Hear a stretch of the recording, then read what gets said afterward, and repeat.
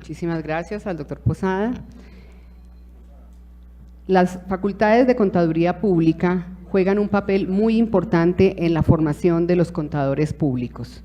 Es por ello que hemos invitado a 3 destacadas facultades para disertar sobre la acreditación y calidad de los programas de Contaduría Pública.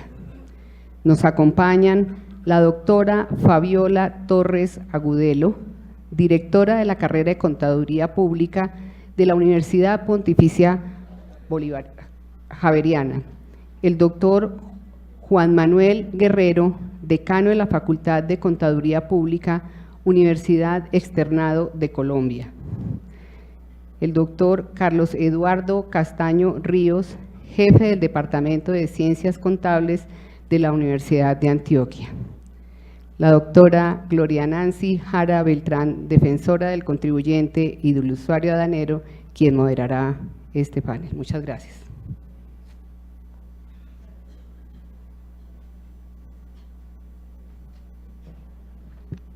De verdad que nuevamente gracias. Esperamos cerrar con este panel y pues trabajarlo en un término de unos 30-35 minutos.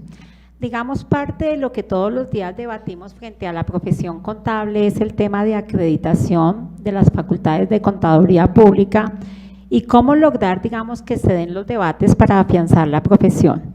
Digamos que hemos invitado a unos expertos, digamos, en el tema de acreditación de la profesión y ellos nos van a resolver básicamente 4 preguntas. La primera, ¿por qué tantos de programas de contaduría no acreditados? Una segunda, ¿cuál debería ser la responsabilidad del gobierno frente a la acreditación de los programas de contaduría pública?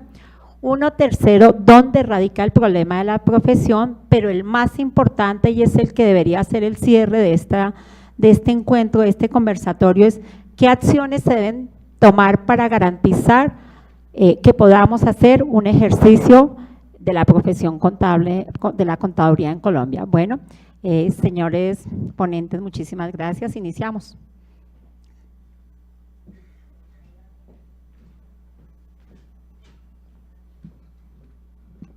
Bueno, muy buenas tardes para todos. Agradecimiento a la doctora Gloria Nancy Jara y a Maritza Niño por la invitación.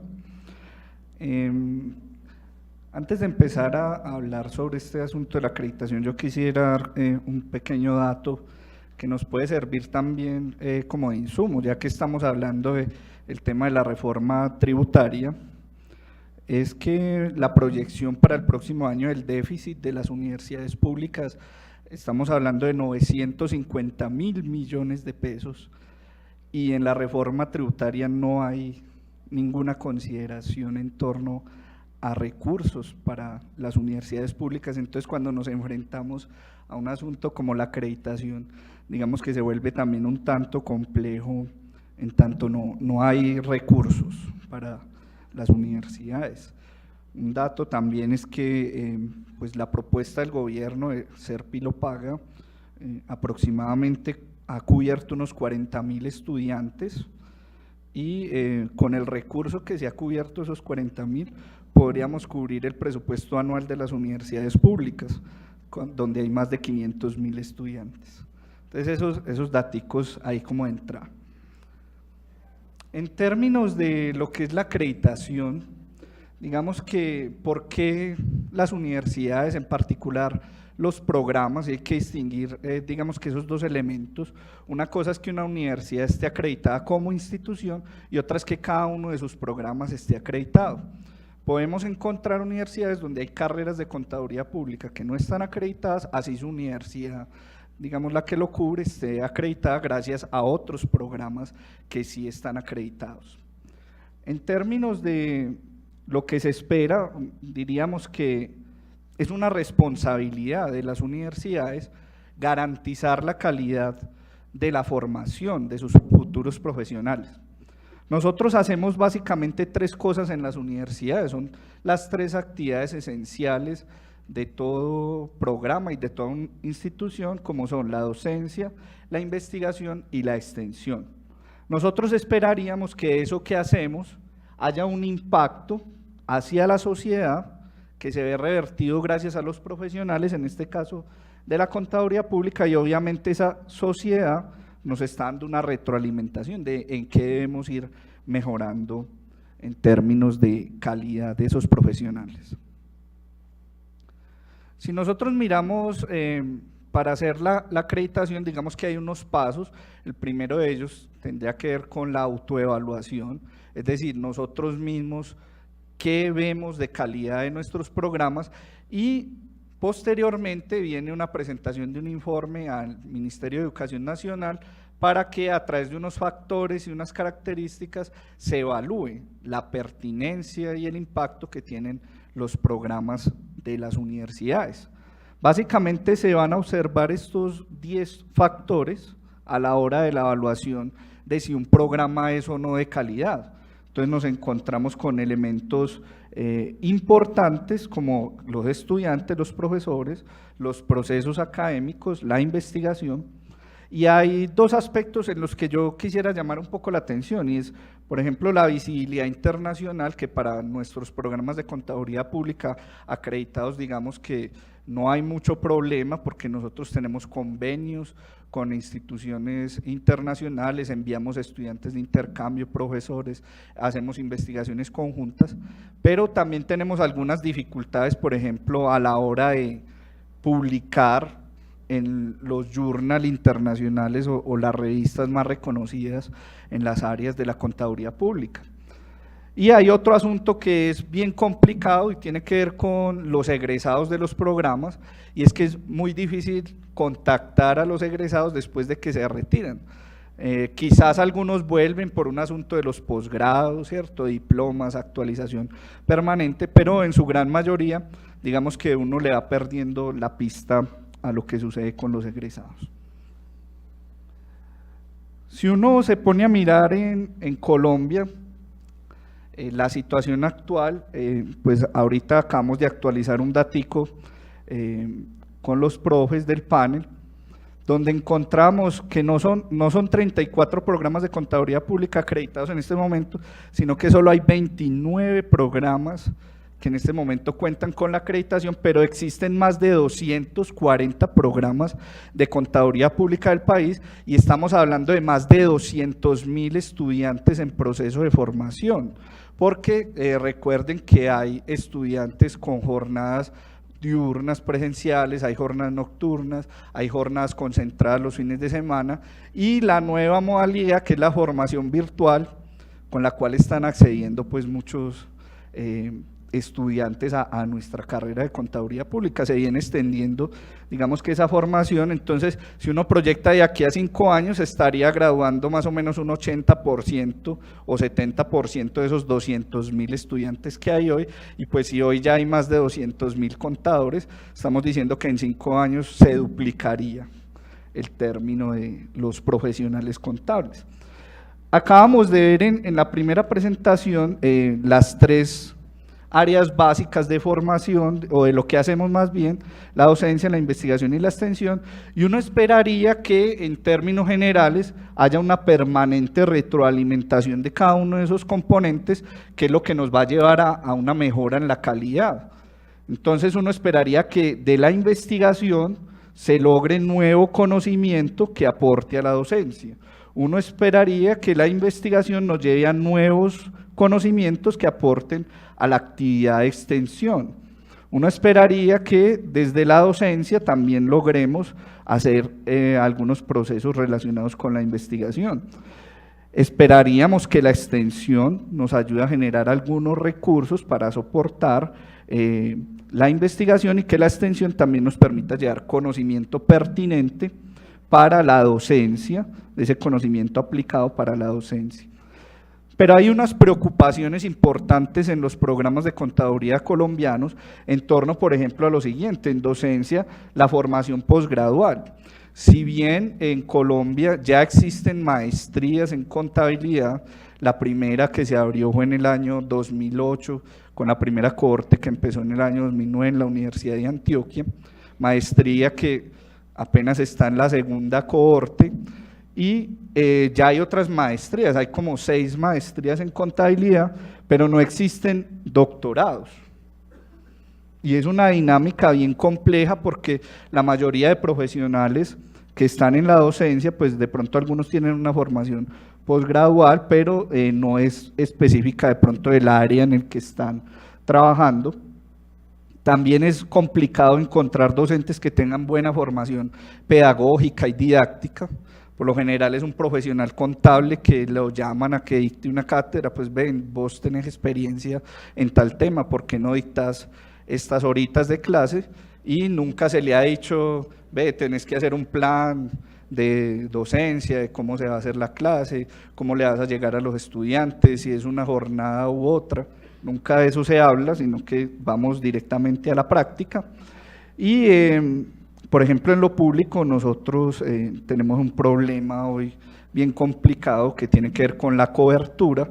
Yo no sé si ustedes lograron escuchar de la saliente ministra de Educación el programa En la Noche Estudio, un programa que se lanzó para que personas que trabajan pudieran acceder a las universidades públicas, que obviamente tienen costos reducidos en las tarifas de matrícula. Por ejemplo, en la Universidad de Antioquia un promedio de matrícula semestral son 200.000 pesos, o si tienes ya beca, 1.000 pesos semestrales. Entonces, nosotros tenemos ese problema y los primeros que caímos en la cobertura fueron los programas de contaduría pública. ¿Y por qué cobertura con programas de contaduría pública para dictar clase por las noches?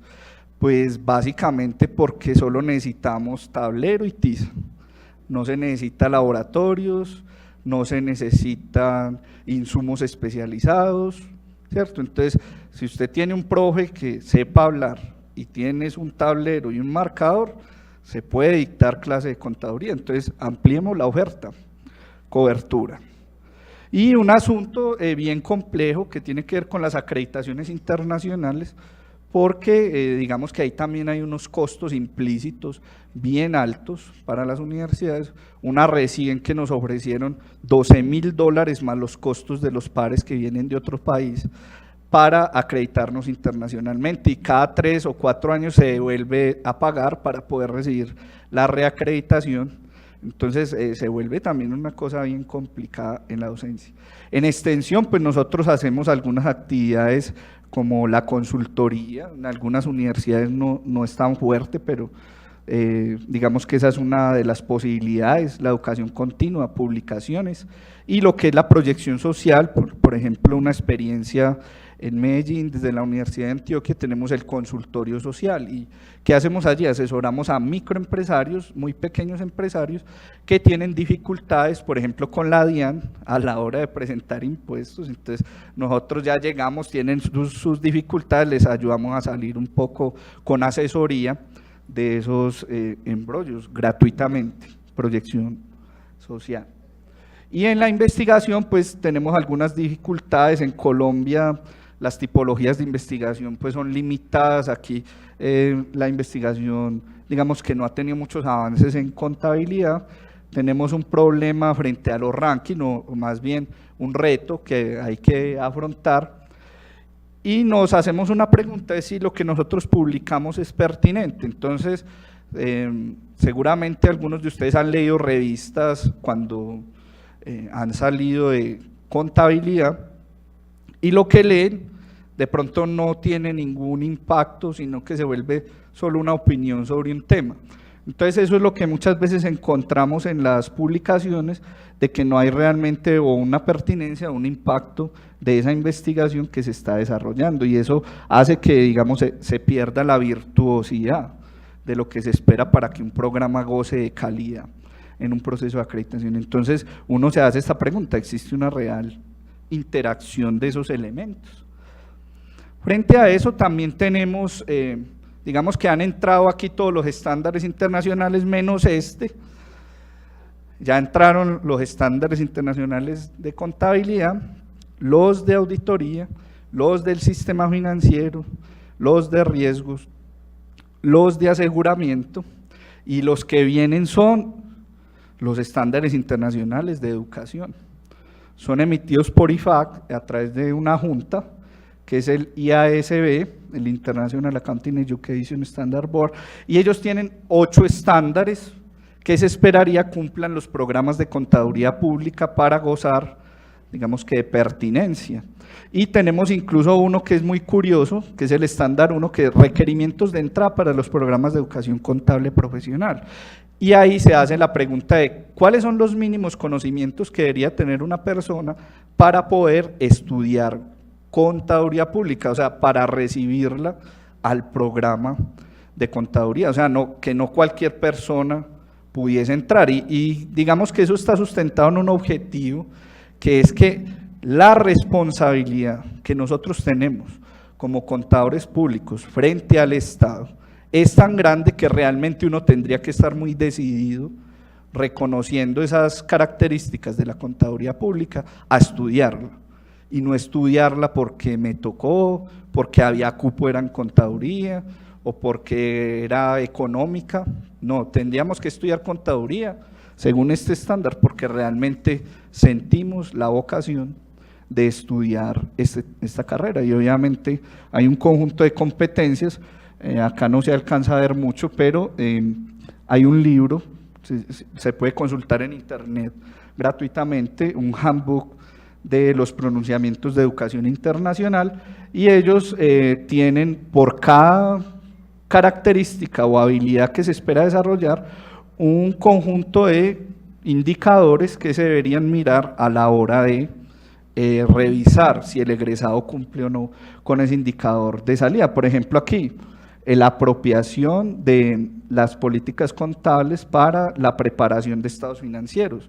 ¿Qué tanto el estudiante ha logrado apropiar ese conocimiento contable para elaborar estados financieros? Más adelante hay otros de análisis de estados financieros. ¿Qué esperan los estándares? Pues aquí hay unas situaciones importantes, y es que ya se espera que el contador público prepare información financiera y no financiera.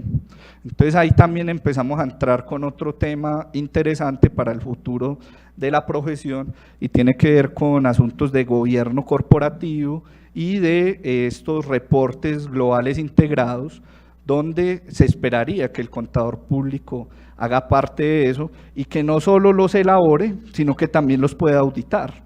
Entonces dice aquí, auditar información financiera y no financiera, proveer otros aseguramientos y servicios de asesoría, que es muy importante. A veces nos ponemos a hacer muchas cosas y no asesoramos a las empresas. Pero entonces surgen algunos retos, ya como para dejar aquí mis comentarios iniciales, y es el uso de las tecnologías de la información y la comunicación. Hemos notado que los estudiantes de contaduría pública y los profesionales tienen dificultades cuando se enfrentan a sistemas complejos tecnológicos, digamos ya sistemas ERP o de estas características, porque no se está formando en ese tipo de herramientas.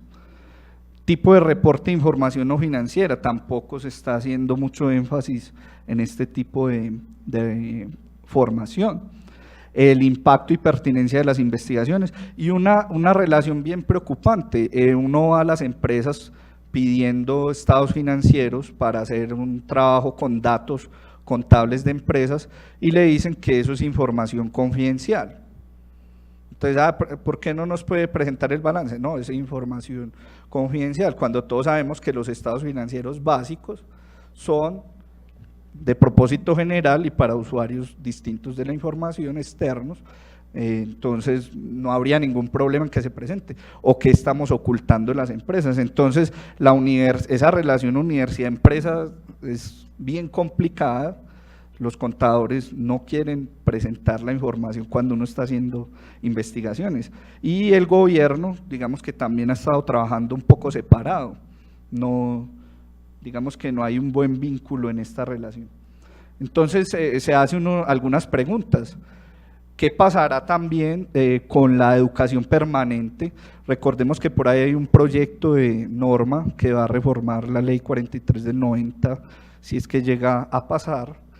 Y pues estaría el tema de que nos tenemos que estar permanentemente actualizando con un número de horas de formación cada 2 o 3 años, que habría que cumplir con certificados. La pregunta no es cómo lo hacemos, porque lo podríamos hacer, pero ¿quién lo va a certificar? ¿A quién van a encargar? ¿A las universidades acreditadas? Pues para nosotros todo un placer, o va a haber otra entidad. ¿Cuánto nos van a cobrar por eso? ¿Vale la pena ese costo?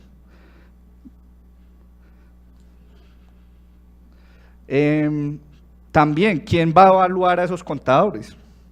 Nos queda la inquietud de quién será la persona que diga si usted puede certificar o no estados financieros o si puede auditarlos. Porque según esto tendríamos 3 contadores: los que tienen título, que pueden elaborar información, pero no certificar; los que están acreditados para certificar estados financieros, o sea, como el jefe contador; y los que pueden auditar, que sería como un nivel 3 de contadores. Entonces tendríamos como 3 tipos de contadores, y eso que si sumamos a los profesores, entonces ya seríamos 4, los que nos dedicamos a la docencia. Bueno, aunque yo también ejerzo la profesión, no tendría ese problema, pero hay otros que solo se dedicaron a la docencia. Y entonces, una buena pregunta: con todos esos modelos, ¿cuáles serían los nuevos criterios para evaluar la calidad de programas? Porque el modelo actual pues es bien interesante, plantea no solo que haya un cumplimiento de unos requisitos en cada uno de esos factores, sino que también nos están diciendo, hombre, hay que mirar el impacto real que tiene su programa. Entonces, ¿qué tan pertinentes son los egresados de su programa a la hora de ejercer? Si tienen todas las herramientas, si las investigaciones que produce tienen impacto. Entonces, hasta ahí quería dejar yo mi presentación y darle paso entonces a los otros profes con sus comentarios.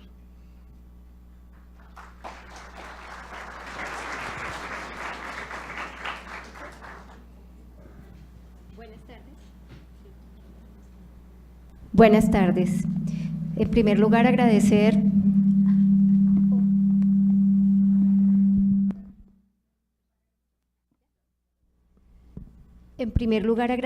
la invitación, y por supuesto para la Universidad Javeriana de Bogotá pues es un placer y también una responsabilidad enorme estar aquí en este panel. Un poco para finalizar el contexto que nuestro compañero ha iniciado. El Estado es el responsable de todos los procesos de educación. ¿A qué me refiero? Como un derecho fundamental dentro de nuestra Constitución, todos tenemos derecho a una educación. Pues bien, el Estado, a través entonces del Ministerio de Educación, a las entidades que ejercen la labor y el servicio de educación superior, le exige 2 niveles, digámoslo de esta manera sencilla y no tan amable, de calidad. Una que es para todos los programas, que es el registro calificado, en donde los programas académicos cumplen unos mínimos de calidad, los mínimos para empezar a operar. Pero hay otro que es al que nos interesa y sobre el cual también queremos referirnos, que es el proceso de acreditación de alta calidad. Ese proceso de alta calidad es un proceso voluntario, a nadie se le obliga. De ahí también un poco la respuesta por qué tan pocos programas universitarios de contaduría pública están acreditados, que a la fecha solo hay 29 y son más de 240 programas en la nación. Eso obviamente tiene unas consecuencias importantes. La primera es que pues hay una diferencia enorme entre los diferentes programas. El segundo, que obviamente es un número muy importante de estudiantes que en el momento están en ese proceso de formación.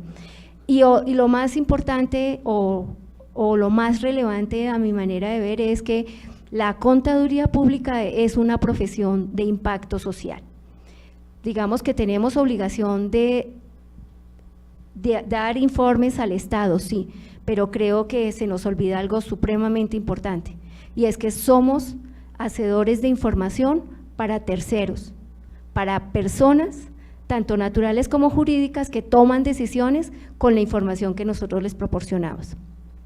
Entonces, en ese sentido, la responsabilidad que cada uno de nosotros como contadores públicos, independientemente del rol que tengamos en una compañía o en una organización, es ese precisamente, que lo que nosotros estamos diciendo se nos cree. Y ahí es donde está el problema, que si no lo hacemos bien, pues obviamente vamos a tener problemas. Obviamente, como este proceso de acreditación es voluntario, pues necesariamente no todos los programas y por supuesto tampoco todas las universidades están dispuestas a someterse a él. ¿Por qué? Porque sencillamente hay aspectos que se deben siempre mejorar. Se nos pide una autoevaluación. Esa autoevaluación es decir, en qué estamos, qué es lo que estamos haciendo, cuáles son nuestras oportunidades de mejora y por supuesto cuál es el plan gradual de esa mejora, qué es lo que nosotros esperamos en un determinado tiempo conseguir. Y como lo decía mi compañero, el tema de impacto sobre la sociedad, es decir, los egresados, la visibilidad tanto nacional como internacional y por supuesto estudiantes y profesores y los procesos académicos, pues necesariamente tienen un impacto muy importante en la formación de una persona que usualmente ingresa a un programa de contaduría siendo muy joven y sin ninguna estructura de pensamiento, ¿cierto? Porque acaba de terminar su bachillerato en algunos momentos o en la mayoría de los casos y sencillamente se enfrenta a una responsabilidad de la cual uno tiene siempre una inquietud muy importante y es si realmente está o no está preparado para asumir esa situación. Posteriormente se gradúa y obtiene su tarjeta profesional con una experiencia de 1 año que en ocasiones no es siempre, digamos, esa experiencia la más expedita para generar precisamente esa tarjeta. Y de ahí pues también si uno revisa las estadísticas de sanciones a través de la Junta Directiva y de su tribunal, pues de la Junta Central de Contadores y su tribunal, pues uno se da cuenta los errores que se cometen, que realmente uno dice, pero si hubiesen tenido una muy buena formación, esto no estuviese ocurriendo, porque realmente los errores que se cometen son a veces por simple descuido o ignorancia, o sencillamente cuidado al revisar las normas. Entonces, la profesión nuestra no significa solo débitos y créditos, sencillamente tiene una posición muy importante dentro de la empresa que solamente nosotros no la podemos dar. ¿Y cómo no la damos? Sencillamente haciendo muy buenas recomendaciones y no limitándonos a presentar los estados financieros o las declaraciones de impuestos nacionales o distritales o locales. Creo que el tema de la acreditación de alta calidad propuesta por el Ministerio tiene un propósito muy importante, que si las universidades realmente quieren tener y ejercer su responsabilidad social, lo puede hacer. Obviamente el proceso como tal tiene sus inconvenientes, como todo, pero más vale tener más universidades y programas acreditados que menos acreditados, solamente con registro calificado.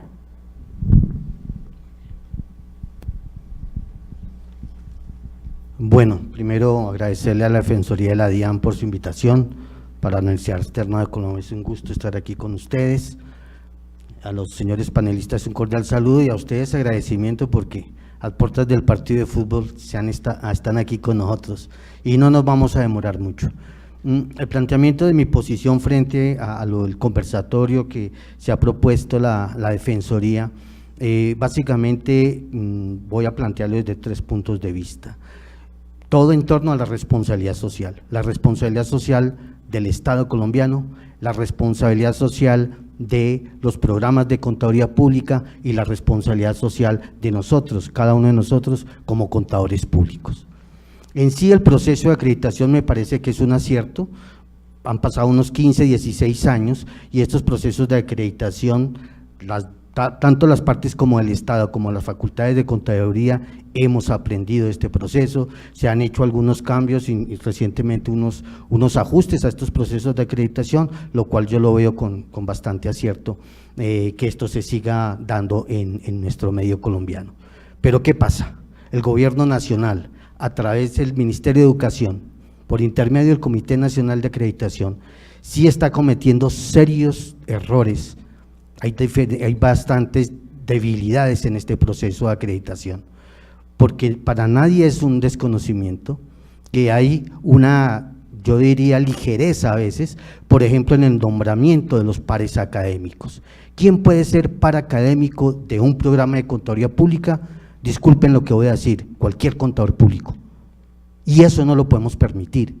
Deberían haber unos requisitos, unos perfiles de estos pares para que vayan con un buen conocimiento de estos procesos de acreditación y con una muy buena preparación desde lo académico y desde lo profesional para mirar estos programas de acreditación.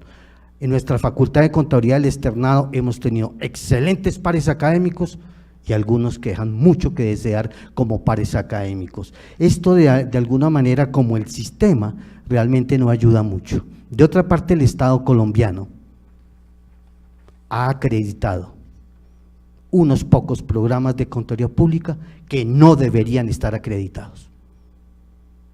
Recientemente hubo una facultad, no vamos a decir cuál, pero da tristeza que haya sido acreditada.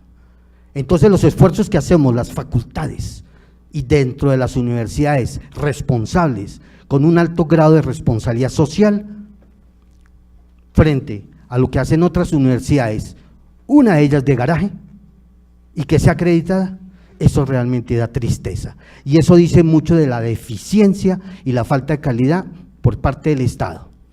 Adicionalmente, le decía a la doctora Fabiola, hay muchas facultades de contaduría que tienen registro calificado con condiciones mínimas. Muchas de esas ni lo mínimo lo tienen y tienen un registro calificado. Eso va en contra de la profesión. Quiero hablar de la responsabilidad social de las facultades de contaduría.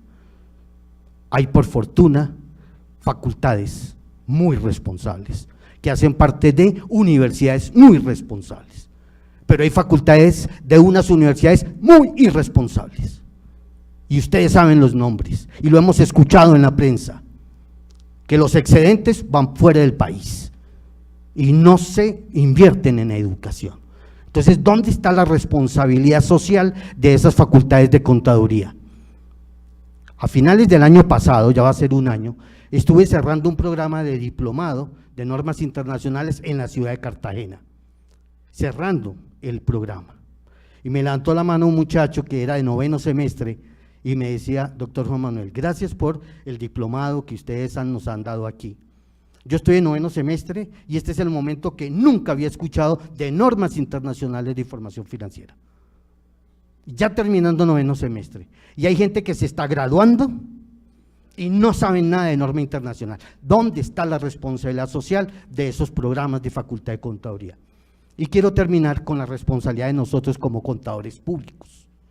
Nosotros, cuando somos formados como contadores públicos, cuando hemos obtenido ya nuestro título profesional, ¿cuál es la responsabilidad social? ¿Cómo nos hemos venido actualizando, capacitando? ¿En qué? Para nosotros en la Universidad Externa de Colombia es triste que invitamos a algunos eventos de debates, muy posiblemente les pasará a ustedes igual, a unos debates académicos sobre el marco conceptual, sobre valor razonable. Brilla la ausencia del contador público en estos escenarios, pero si los invitáramos, que nunca lo haremos, a una formación de medios magnéticos, tendríamos el auditorio lleno. Medios magnéticos para que le digan a uno de cuántos son los dígitos que ir en una columna, que aquí debe ir la dirección, el NIT, etcétera. ¿En qué radica realmente la formación y la actualización profesional? Y esa es una responsabilidad de nosotros y de cada uno. La única manera para mejorar, doctora Gloria, como usted lo había planteado, el ejercicio profesional, el darle un real ser verdadero a la profesión, tiene que empezar de cada uno. Desde Juan Manuel Guerrero, desde Fabiola Torres, desde el colega, desde cada uno de nosotros.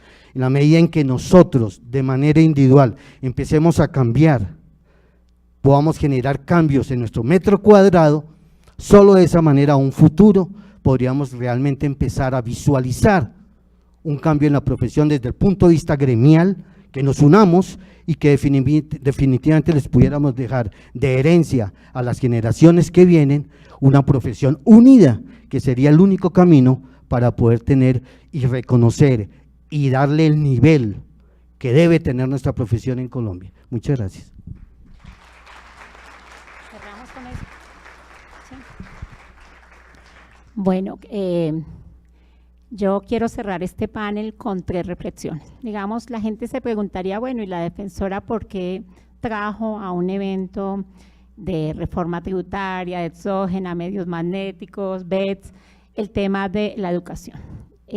Cuando uno está en el tribunal y termina sancionando a un contador que posiblemente le quite uno la tarjeta profesional por 6 meses porque no convocó a una asamblea o porque le faltó poner el número de la tarjeta, cosas que uno dice esto es mínimo con realmente los debates que nos deberíamos dar frente a lo que hoy planteamos, y es que necesitamos un país viable.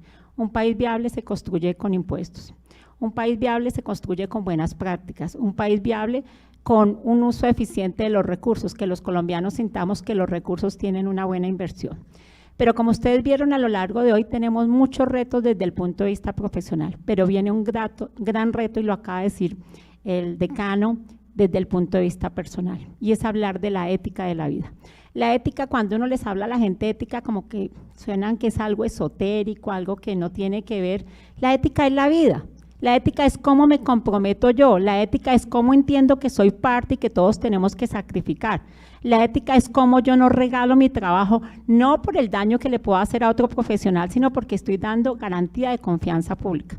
Yo creo que estamos en mora de pedirle al gobierno que regule, que unifique tarifas, pero definitivamente, si no hay educación de calidad que permita generar debates, pensamiento crítico, la profesión se va a quedar en lo que vamos a decir en reportes de información.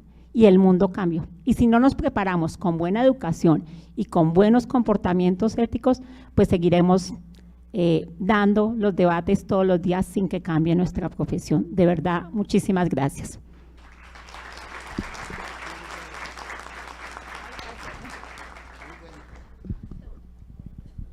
Muchísimas gracias a la Universidad Javeriana, Externado y de Antioquia por estar aquí presentes. Para finalizar, la doctora Marixa Estela Niño, coordinadora académica del evento, se dirigirá a ustedes. Doctora Marixa.